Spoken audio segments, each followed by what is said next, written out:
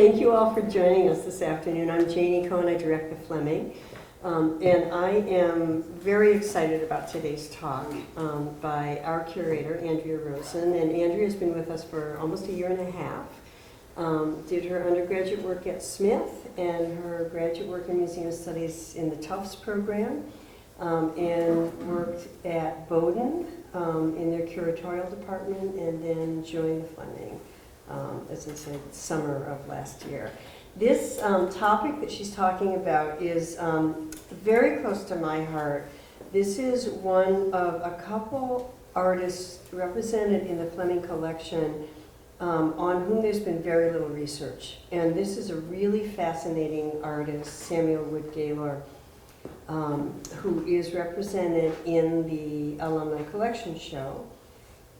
We have a number of works that you will hear about, and Andrea has found some really exciting material on this. So this is just the beginning of her work on it, and we are hoping and assuming that it will be published at some point.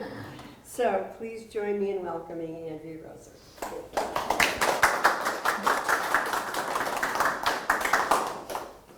Thank you.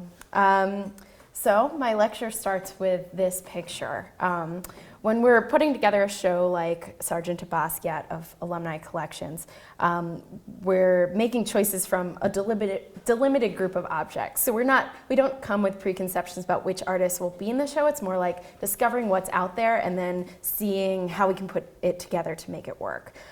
So we're presented with this option of this painting by a relatively unknown early 20th century American artist named Samuel Wood Gaylor, often shortened to Wood Gaylor.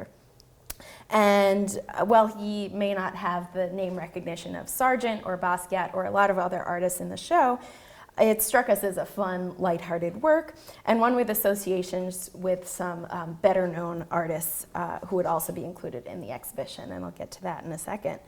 But we had no idea of all the other exciting connections, including to the Fleming's own collection, that would emerge from this one work, but perhaps shouldn't have been so surprising. Certainly to me as a young art historian looking to make some kind of contribution to the field, it is a tremendous opportunity to come across an under-researched, understudied artist who may deserve to be better known, but also whose career, activities, and style can tell us something about a pivotal moment in art history of which he was a part. So how do you go about learning about an artist when almost no other scholar has written on him in depth? Those who have seen me speak before know I kind of like to give a behind-the-scenes look at my process, and so I'll go through a bit about how I learned what I learned about Gaylor, largely through primary sources. What mysteries about him I still have to crack, and the resources still out there that could soon help with this. So first, back to this picture and what's going on here.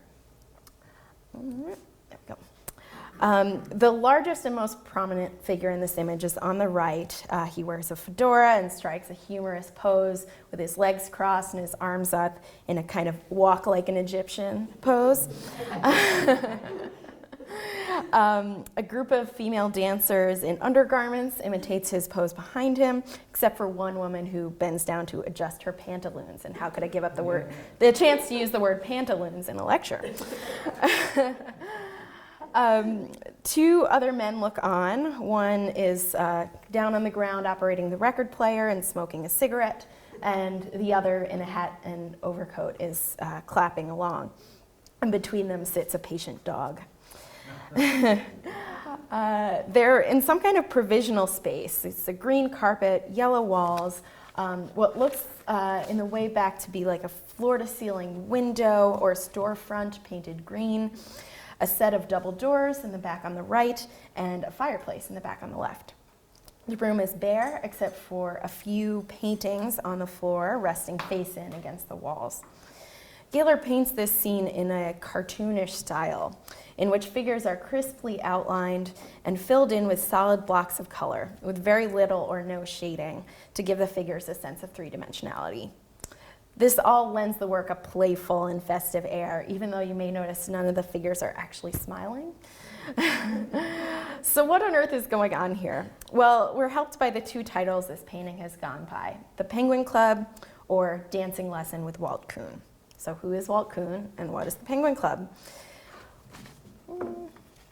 Walt Kuhn was an early 20th century American artist, as well as one of the co-organizers of the pivotal 1913 International Exhibition of Modern Art, known as the Armory Show, an event widely credited as having introduced the radical techniques of the European avant-garde, cubism, futurism, and abstraction to American artists and audiences. Kuhn's own early work was inspired by Impressionism and Post-Impressionism, and you see an early Kuhn painting in our collection, which you can see upstairs in the European American Gallery. And he shied away from the more extreme styles presented at the Armory Show, as you see represented in this photo from the Armory Show when it was on view in Chicago. You see cubist and futurist works by Picasso and Francis Picabia and other artists like that.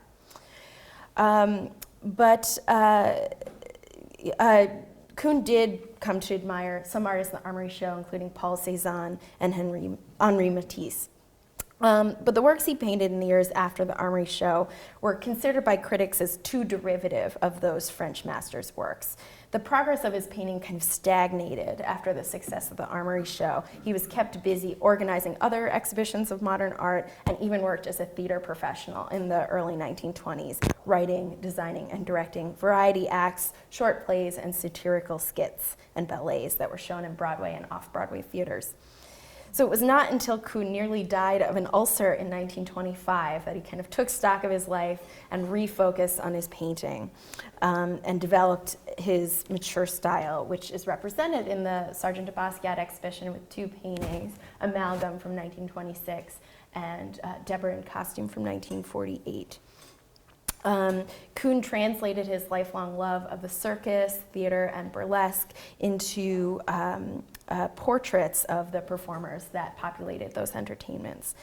Kuhn's paintings show his subjects in elaborate and colorful costumes that contrast with their intense, psychologically rich facial expressions and dark, solid-colored backgrounds.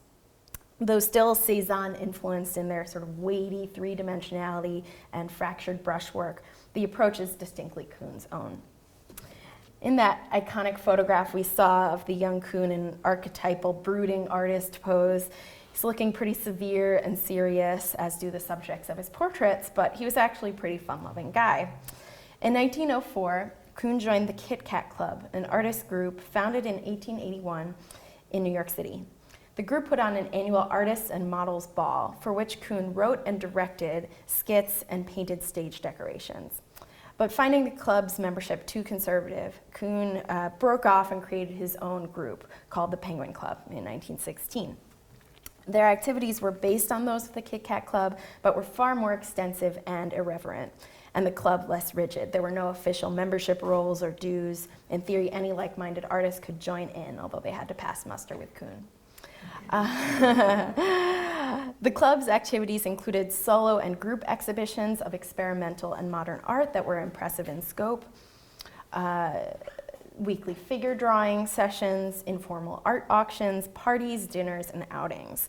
And something of the madcap energy and silly sense of humor and sexual playfulness of the Penguin Club is captured in these two flyers for some of their events. On the left is a detail of an etching in our collection by Jules Pechin, a European artist who had immigrated to America and joined up with the Penguin Club. It's of a menu for a dinner in honor of one of the artists associated with them, Charles Ferrand. And a list of dishes like soup a la Panama Pirates and chicken a la Pagan Revel is surrounded by a swirl of vamping women, costumed men, and lively animals. On the right is a poster advertising the Penguin Summer Outing 1919, one of their last major events before their activities petered out. The poster text describes the festive and absurdist approach to the outing on, quote, the spacious grounds of Pop Hart, the boy artist of the Palisades, who will, quote, give a lecture on his recent trip to the Windward Islands, provided the guests so desire. Other entertainments included performances by the Penguin Jazz Orchestra, strictly home talent, Penguin Gustavus Mager, the eminent banjoist, as well as food by Penguin Ben Ben, the great futurist chef. Well, Penguin Brodsky will look after all the unattached young ladies. By the way, I took this image from the Archives of American Art, but we have actually just been given a copy of that poster on the right by former Fleming director Bill Lipke. So we thank him for expanding our Penguin Club related holdings. But perhaps the Penguin Club's greatest efforts went into their yearly artist balls. Themed costumes were required of all attendees. A clown jury inspected them at the door to make sure that they were dressed appropriately and to later award costume prizes. The balls featured scripted performances complete with costumes, makeup, backdrops, and props. And these performances were produced, choreographed, and directed by Walt Kuhn. And so we're back to our Wood Gaylor painting, in which we see Walt Kuhn conducting a dance lesson in preparation for one of their performances, with the rehearsal taking place in the headquarters of the Penguin Club at 8 West 15th Street near Union Square in New York. The paintings leaning against the walls indicate that they are in the process of either putting up or taking down one of their exhibitions. And so Gaylor was very involved in the Penguin Club. He was the secretary of the group and one of its most active members, a cohort which included artist Jules Pechin, who did the etching we just saw, Louis Boucher, Horace Brodsky, George Overbury Pop Hart, and patron and collector John Quinn, who funded the group's activities, including the rent on this space and loaned works of art for their exhibitions. Several of Gaylor's known paintings are documentations of Penguin Club activities. There are some wonderful photographs of Penguin Club balls in the Archives of American Art at the Smithsonian, and in some cases we can match them to his paintings, and I'll show you that in a second. We don't know exactly which performance is being rehearsed in this painting, but it was perhaps for the Springtime Festival Arts Ball in 1919. You see a poster for it on the bottom left. And this article in the Boston Sunday Post about the Penguins' madcap activities. And note that the loose camisoles and short bloomers that the women are wearing are very similar to what Gaylor has shown us in the painting. So we could perhaps match these up, including one woman who has a sort of white head wrap or hat in both of them with sort of striped bloomers, although the stripes are kind of different in each painting. Let's see. So here's another photograph from that same ball on the right. And here you see, sorry, it's hard to get the angle on this.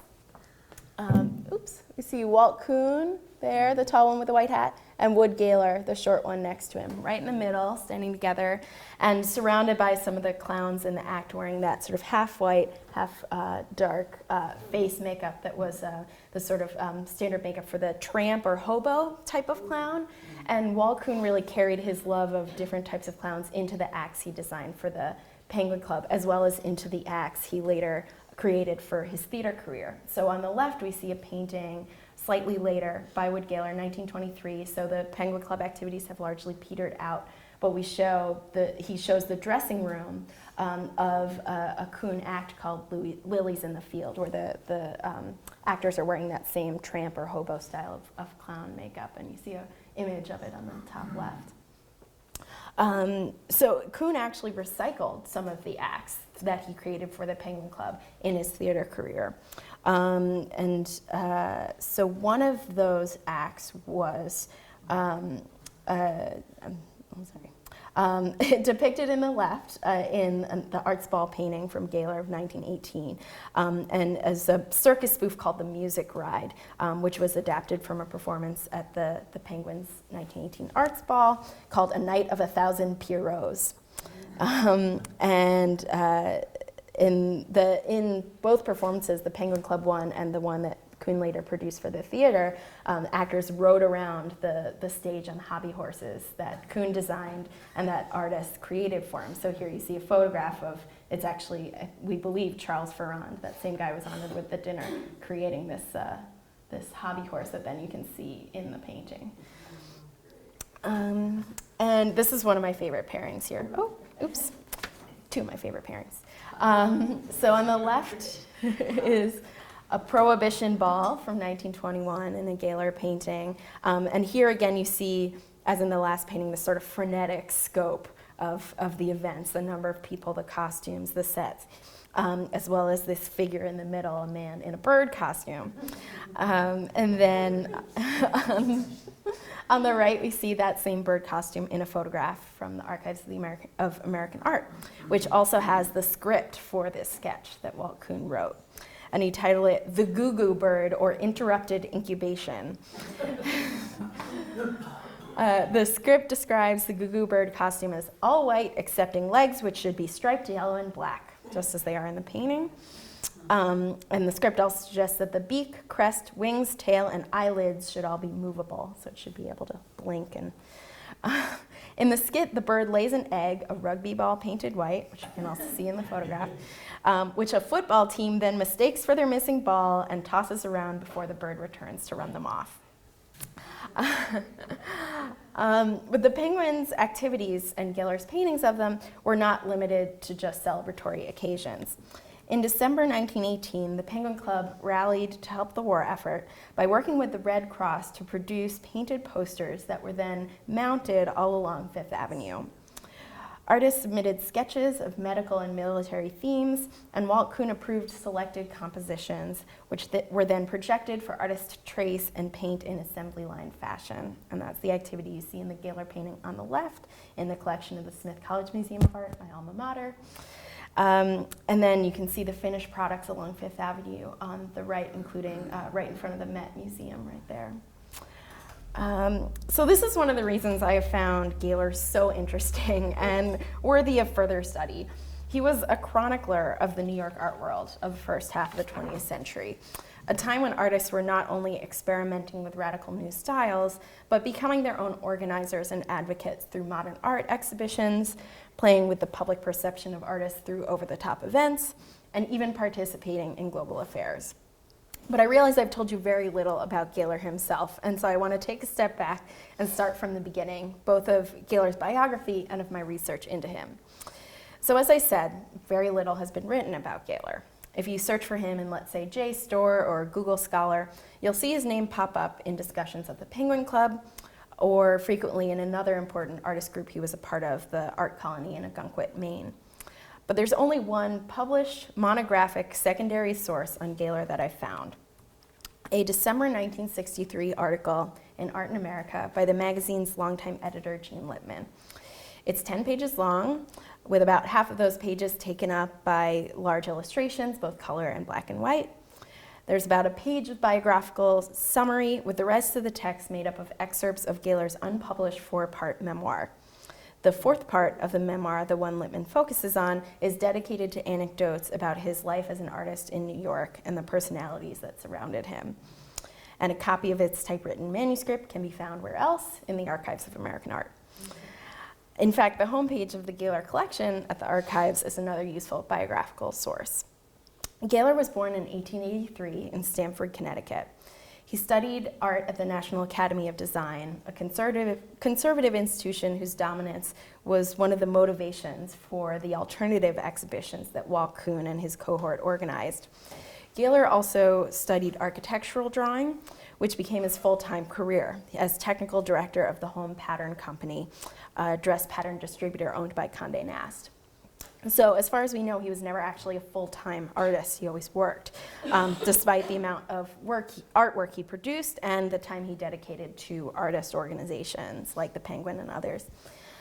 His earliest involvement in the fine art world seems to date to around 1911, the year the artist and critic Hamilton Easterfield and his protege, the sculptor Robert Laurent, founded the Summer School of Graphic Arts in Ogunquit, Maine, which drew major American modernists every summer, including Marsden Hartley, Yasuo Kuniyoshi, and Peggy Bacon. According to one source, Gaylor, as well as his future wife, the artist Adelaide Lawson, were there from the beginning. As with his involvement in the Penguin Club, Gaylor was one of the most active and loyal of the group, returning year after year, and later serving as vice president of the Hamilton Easterfield Foundation, an organization founded by Gaylor and his friends to honor Field's legacy by supporting emerging artists. Gaylor would act as a leader in several other important artist and exhibiting organizations, including as Secretary of Modern Artists of America, as President of Salons of America, and as president of Salons of America, which Field founded in 1922, 2 weeks before his untimely death. In the spring of 1912, so sort of the year after he started up with the Ogunquit group, Gaylor met and studied with Walt Kuhn. Kuhn was teaching at the New York School of Art, which was founded by William Merritt Chase in 1896, which at the time was holding their summer classes in Fort Lee, New Jersey. Here's how Gaylor tells it in his memoir. How I came to meet Walt Kuhn for the first time was while sketching on the Palisades with a friend. The next weekend, I appeared at Walt Kuhn's house in Fort Lee. I told him that I would like to join his classes, and he said, well, he didn't know it would be worthwhile because in a month he was going to Europe to arrange for a big exhibition, the Armory Show, he was going to bring back to the United States. I said, well, a month is much better than nothing. During the time Kuhn was in Europe, the class was held together. When Walt got back in the fall, of course, we had done considerable work. On seeing some of mine, he said, we were looking for this in Europe only to find it in our backyard, and selected a few to show Arthur B. Davies to give him some idea of my range. 2 of Gaylor's paintings, titled Houseboat and Landscape, were included in the Armory Show, which displayed emerging American artists along with their more advanced European cousins. It was Gaylor's first exhibition. According to his anecdote, he was hand-selected by Kuhn, but in the official Armory Show records, he's listed as one of the artists who submitted unsolicited work to the Domestic Art Committee to be selected for the show. So there's a discrepancy that would require further digging to resolve. Memoirs aren't always reliable. At the same time, the 2 stories aren't mutually exclusive. The Art in America article describes Houseboat as one of the paintings in the Armory Show as a delightful gay painting of a yacht club party in Edgewater, New Jersey. And it was seeing the 2 Gaylor works in a 1963 exhibition celebrating the 50th anniversary of the Armory Show that inspired the magazine's editors to go on a treasure hunt that resulted in the Gaylor article. In the catalog for the 50th anniversary Armory Show exhibition, the compiler mentions that the Gaylor works, then in the collection of the artist's widow, were, quote, reworked and dated by the artist after the Armory Show. So I believe that this painting in the Whitney Museum collection from around 1925 is in fact the work included in the Armory Show, and I need to do more research to confirm that. I haven't found an illustration of the other Gaylor work that was in the Armory Show.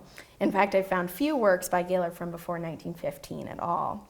This brings me to one of the biggest mysteries to me, and that is Wood Gaylor's style and how he came by it and how it evolved or didn't evolve over time.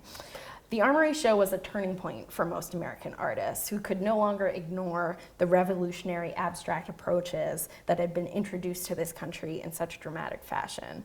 I mentioned previously how Walt Kuhn's art was impacted by the Armory Show, even if it took him over 10 years to process the influences into something that was uniquely his own, rather than derivative of what he had seen.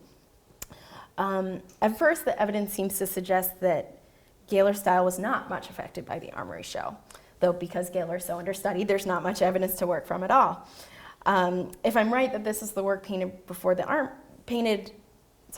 the work shown at the Armory Show and therefore painted before it, it seems pretty similar in style to the later paintings we've already seen. Although since it was reworked around 1925, he could have smoothed over any rough edges to put it more in line with what he was doing at the time. Other than this, I've found illustrated only one work that Gaylor painted before the Armory Show. It was printed in a brochure that accompanied an exhibition of Gaylor's work at the Zabriskie Gallery in 1963, the same time as the Art in America article came out, and that article mentions the Zabriskie show. So 1963 seemed to be a good moment for Gaylor studies. As far as I know, this was Gaylor's only solo exhibition between 1932 and today. By the way, a handwritten note on the cover of the brochure, we found this in one of our object files, reads, Mrs. Holzinger, Margaret Holzinger was the curator of the Fleming from 1957 to 1974. Mrs. Holzinger, Wood Gaylor did not die in 1940. He was still painting in 1956. I can't find out when he died. Maybe he's still alive, A. So the Fleming staff have been trying to solve mysteries about this guy for a really long time. And he died in 1957. So here's the close-up of the image of that work from 1911. And unfortunately, it's a small black and white reproduction, so this is not a great representation to work from. Though from what we can see, see, it's not very different than later Gaylor works. The subject seems to be a public park called a boardwalk in the title, but to me it looks a lot like the view of the Hudson River in New Jersey from Riverside Park on the west side of Manhattan.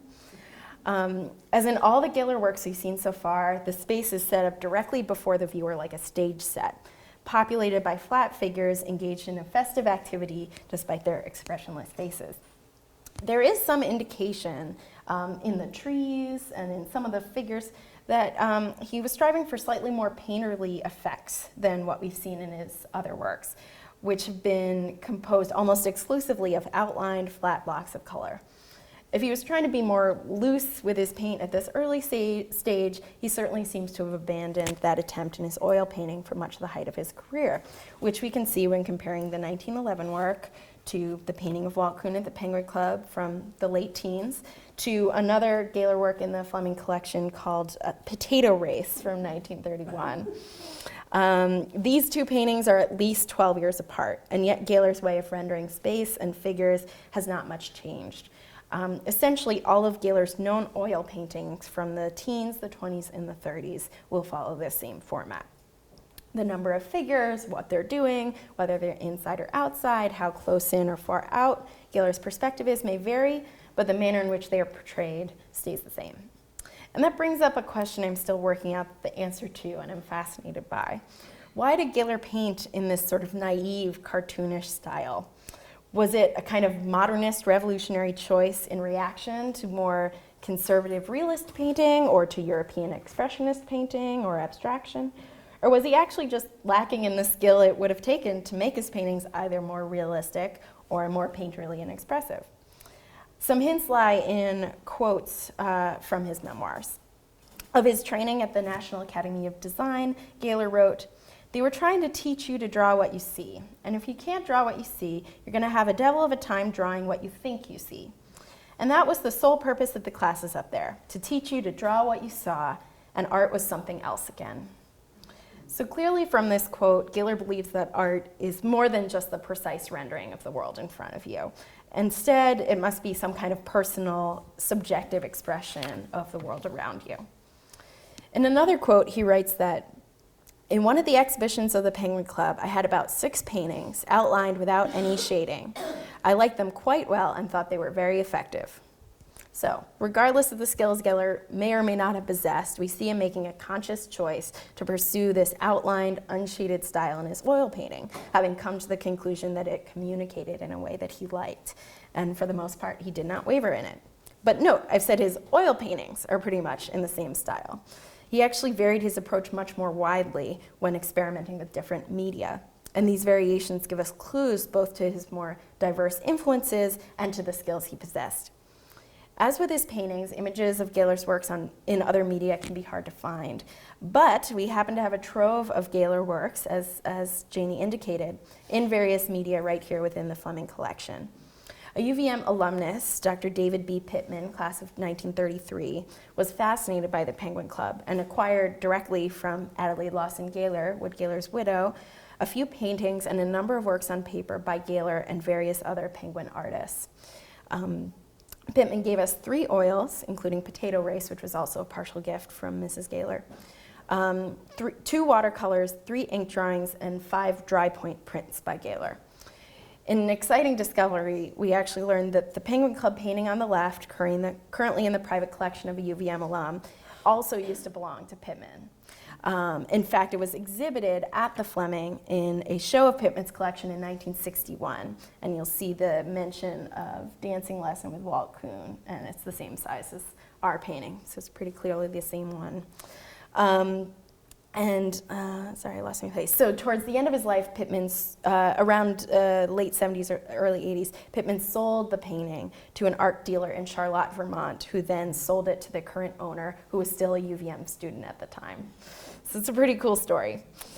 So there are 13 Gaylor works currently in our collection of about 30 works Pittman gave us by artists associated with the Penguin Club. And I know of no other museum collection that has as many works by Gaylor, nor a museum that has any of his works on paper. On the right, we see a 1917 watercolor from our collection which depicts members of the Penguin Club during one of their weekly figure drawing sessions. We see the artist clustered in chairs near a potbelly stove in a more studious mode than in the paintings of their revelries. Although we do see some smiles among a few artists in the center. It's sort of the most in terms of facial expression we've seen from Gaylor so far. The artists are drawing on small pads, although the model that they're drawing from is outside the frame of the picture. And in the back of the left, a figure with a red tie and a brown suit and a gray hat looks like it could be Walt Kuhn, having walked over from the oil painting and acquired a vest in between.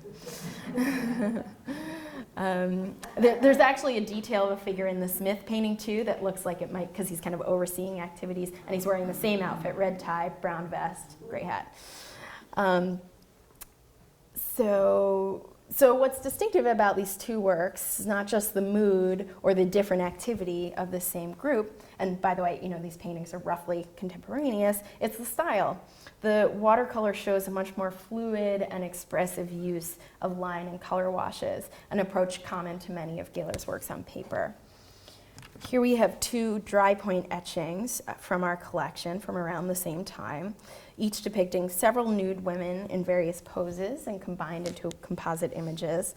A number of the Gaylor works on paper in our collection are of female nudes, and they may very well be sketches or be based on sketches that he did with penguins during their figure drawing sessions. One of the opportunities that the Penguin Club gave its members was the chance to experiment with printmaking. They had a printing press lent to them by Arthur B. Davies, Kuhn's co-organizer on the Armory show. According to Gaylor in his memoir, none of them had much experience in printmaking before. Along with personal explorations of the medium, they also used it to make flyers for their events, as in the Jules Pechin etching of the dinner menu we saw before.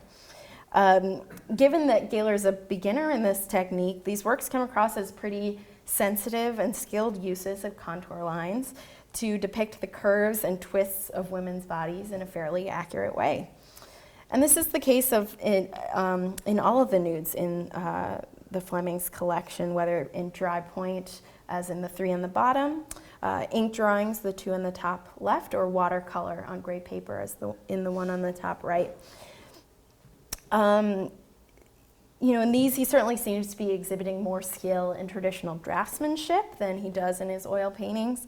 And even if he's doing so in a sort of abbreviated manner, conveying the body with as few marks as possible. It also reinforces that in these media, as in his painting, he prefers to work with line, with outline, eschewing shading and filling in with mostly uniform areas of color when he uses it at all. Perhaps the most intriguing examples of a Gaylor work in another medium is a carved and stained wood panel titled Rites of Spring from 1916, owned by the Smithsonian American Art Museum. It's unusual for the artist in subject matter as well as material. It depicts a group of brown-skinned nudes gathered in a yellow forest near a monument or grave topped by a crucifix. Gaylor exhibited a series of these allegorical carvings at the Thumbbox Gallery in February 1916. This is the only one from this group of works I found, but a description in American Art News of the exhibition indicates that there was a whole group of them, generally pretty similar to this one. Quote, "Most of the arrangements are carved on wood panels and painted. Some of them are exceptionally good in color and design and symbolical in subject. The artist presents his own interpretation of Adam and Eve, which is certainly an original one, and utilizes humans for designs in an amazing way.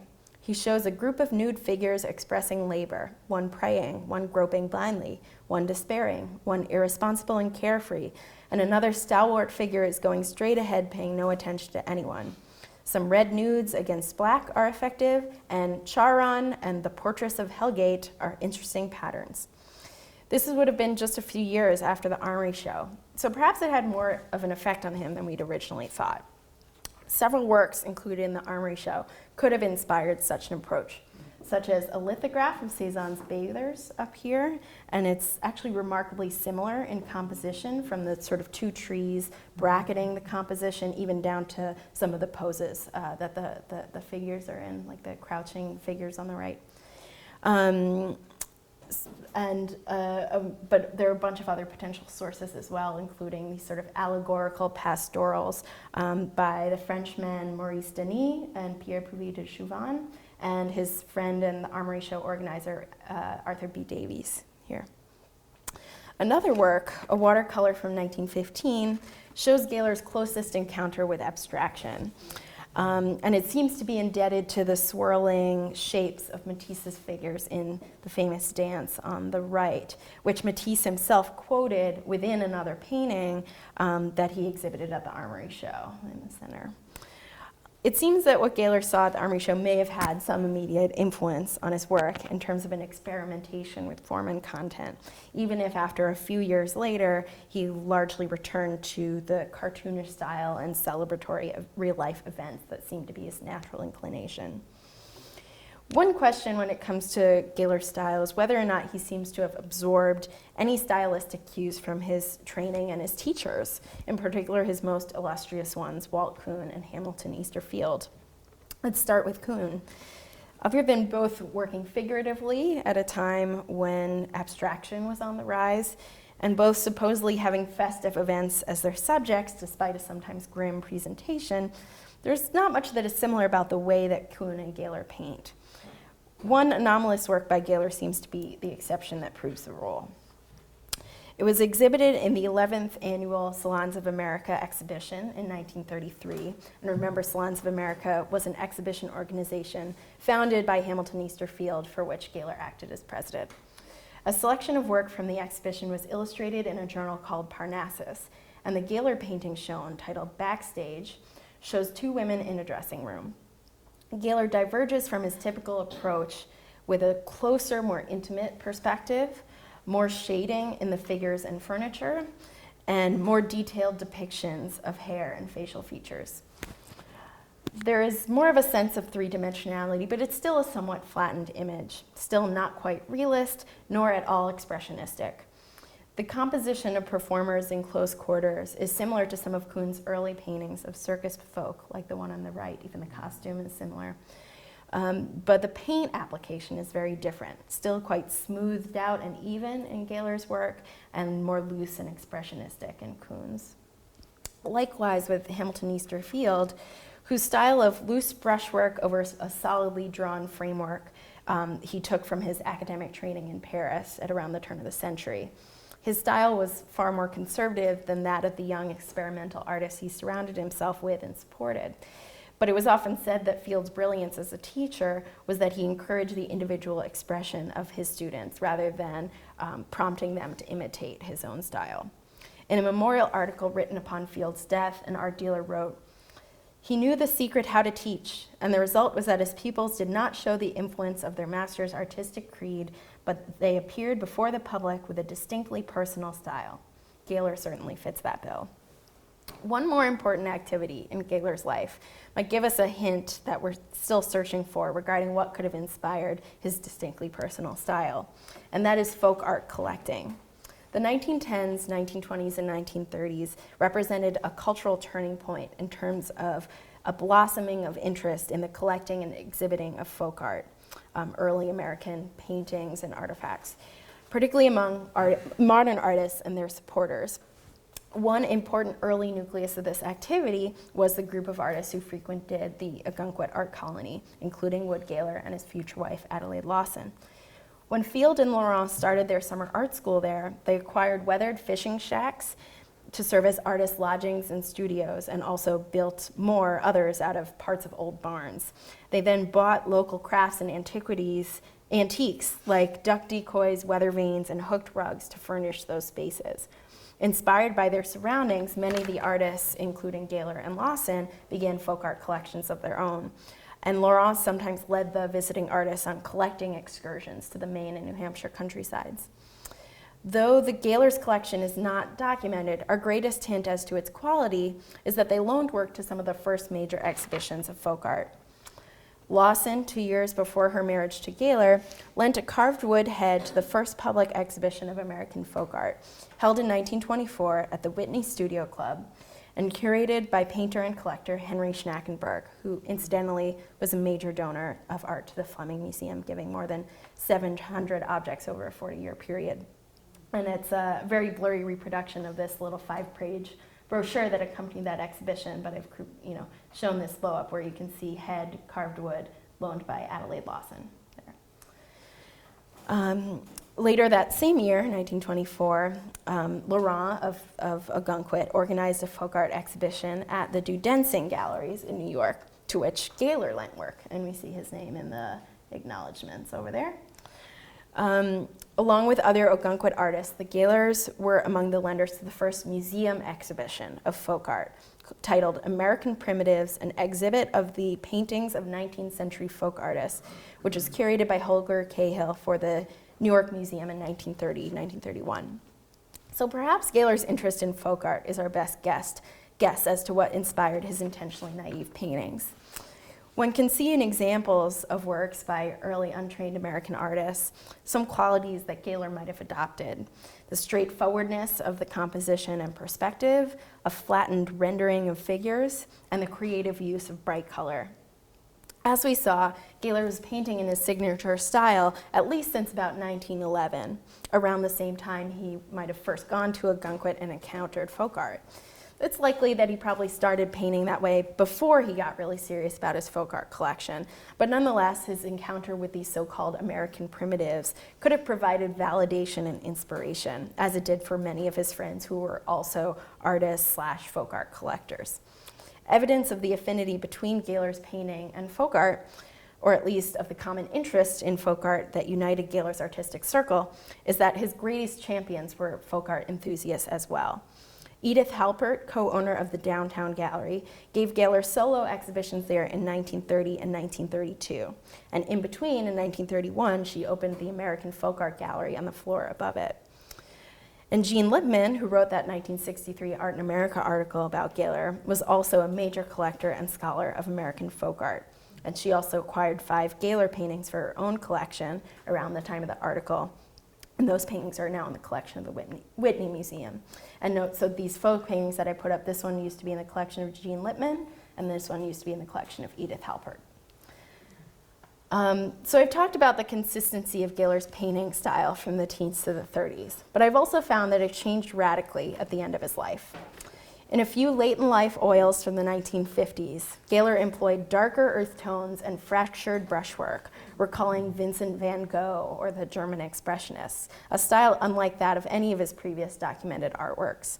There is a considerable gap in dated works by Gaylor between works done in his typical style in the early 1930s, like Potato Rays, and then nothing until the early 1950s, when the few works that I found illustrated take on this very different approach. In the late 30s, Gaylor and his family moved from Greenwich Village to Long Island, not completely out of reach of the art world, but certainly a bit more removed from it. It would seem that this withdrawal from the thick of things coincided with a decrease in Gaylor's artistic production, unless there's an unknown trove of works from the 40s out there. And Gaylor seems to have picked up the paintbrush again in the last few years of his life. What inspired this shift in style at that time, and what inspired his unconventional style in the first place, remains a mystery, one that will require further exploration. Several sources I haven't tapped yet hold out promise. Clearly, the Archives of American Art at the Smithsonian and Gaylor's Memoir within it hold a wealth of material that is not available digitally. It will take long hours poring over microfilm and probably some in-person visits as well to get through that material. I keep searching for Gaylor works within other museums' collections, and looking through those museums' object files could bear fruit. And finally, Gaylor had 4 children, at least one of whom is still living and in his late 80s, and I plan to write to him very soon. So why do all this investigative work? Why revive the memory and career of an artist who has been relegated to an art historical footnote? Certainly, Gaylor's depictions of the festive events of the New York art world hold interest as historical documents, as does his memoir, full of anecdotes about artists, not just those in his immediate circle, but other important modernists he intersected with, such as Alfred Stieglitz, John Sloan, Ellie Nodelman, and Maxfield Parrish, among others. But it's not just what Gaylor can tell us about other artists that interests me. It's what his work can tell us about the intense evolution of American art in the early 20th century. As the list of important figures I just mentioned indicates, discrete groups of artists with shared concerns, like the circle of abstractionists around Stieglitz or the Ashcan School around Sloan, they don't exist in a bubble. They're all overlapping. They're all talking to each other. And New York in the teens, 20s, and 30s represents an explosion of modern art in all types of forms, from the realist to the abstract and the expressionist to the cartoonish. So Gaylor's art shows us a fascinating and forgotten ingredient in that stew. Thank you.